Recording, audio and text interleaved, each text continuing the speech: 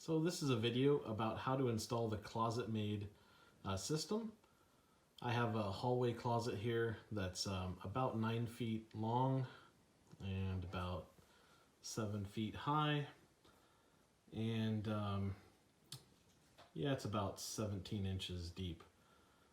So I'm going to use the ClosetMaid system, and let me introduce you to the different parts, and I'll show you how to do this quick and easy. Okay, so some of the parts. First of all, if you're not familiar with it, this is the system I've chosen. It was a ClosetMaid shelf. It's at my Home Depot, it's $15 for a 12-foot section, and they do sell smaller sections. So this is a scrap just to show you what the shelf looks like. Then you need, that's a 12-inch deep. Then you need a 12-inch shelf support, which I have here. And then you need the mount. Basically it holds, as you can see in the picture here, this holds the back of the shelf into a stud, and it's this little hook right here. And I only do this with the screw, and I only do it on studs. They do supply these sheetrock plastic inserts. Personally, I don't use those. If it doesn't go into a stud, I won't do it. Okay, and then this is an optional piece, but these are the little end caps here. What you'll find is when they cut your shelf to size, it leaves these kind of jagged edges. And so the cap can go on there and cover that. And then tools you need a drill, you need a level, a pencil, and a stud finder. The hardest part of the whole job is simply marking where the studs are and where you want your shelves. Okay, so my next step is to mark my shelves where the studs are, and then come back. Okay, wanted to show you really quick an example of how this all goes together. This is just with my sample cutout. So you've got the hook that goes on the wall. Notice I haven't snapped it into place on mine, because if I snap that down, it'll be pretty tricky to remove. It can be done. So that hook goes right under there, and you want to put it right on one of the rails, the cross beams here. Put it right on that and put that into a stud. Then you have the front hook here. This is like, I guess, the front support. So that slots in here, and this is easy to do, very easy to do, but it's tricky because it kind of doesn't feel like that's how it's supposed to go, but it does. So that's your brace for the front, and if I can get you a side view here, I will. Okay, so it's like that goes into the wall. Now they give you nails to go into the studs, which is fine. I'm gonna take a little bit of a shortcut and use a screw. If I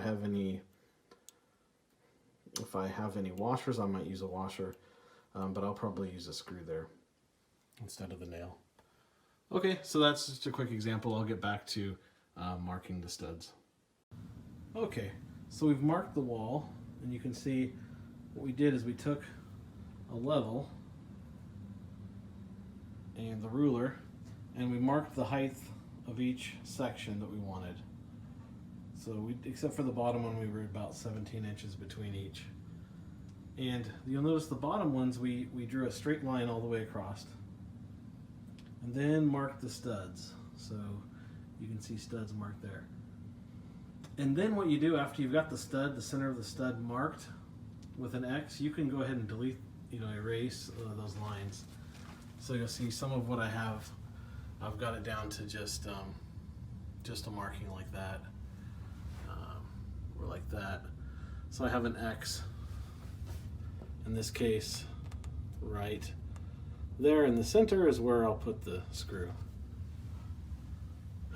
I like to erase the lines now so that you don't try and erase them when you have a wire shelf in the way. So, eventually we'll erase this line and then the bottommost line next. That might be a little fuzzy to see, but hopefully that gives you some kind of idea that you need to mark the stud and the center of the stud. Okay, so just coming back to you, I put the supports in the back. We'll level those out in a minute. Probably should leave them a little tiny bit loose like this one, so you can adjust them. But you can see I put those in all across the top. I have not done the bottom part yet. And in my case, the shelves were so long I had to actually put them in first here on the floor, so they're in through the entrance. They kind of had to come in diagonally. So now we're ready to set the first shelf on top of these and check it for level. Okay, so we put the shelf in, and basically we put it in with this part first, and you work the back into all of these back connectors. That's the very first thing you want to do. And then after you've got that in, and we usually kind of had it tipped up high, like above where it is now, then you put the supports in. And I only put them into studs, so you can see here I missed a stud, so I made the decision to patch that rather than to use the drywall anchor. Now I modify them. Let me see if I can get this on camera. And I clip the drywall anchor part off and just leave this white part almost like a washer, because the nail they have will slip right through the hole. I'll show you what I mean by that in a second. When you're getting ready to put the shelf in place, highly recommend you have 2 supports handy, ready to go quickly, because your arms will get tired of holding this. So I put these 2 in, and I have the others to go. So that support bracket I was showing you comes with the nails, and they come kind of encased in these drywall anchors.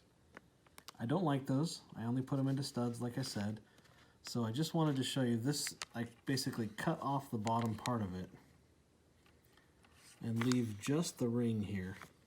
And I find that works really well. You don't have to do it the way I did, but I prefer to put them in studs so that they don't have trouble. All right, so we put the rest of the support arms in, and they recommend that you have them every 36 inches, and of course, be sure to have one at each end.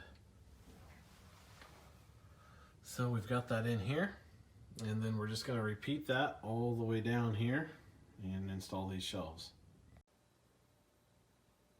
Okay, so we put the pieces together here, and the closet is done now. I'll come up here a little closer. So you can see we have, 1, 2, 3, 4 shelves. I'll scoot back a bit here.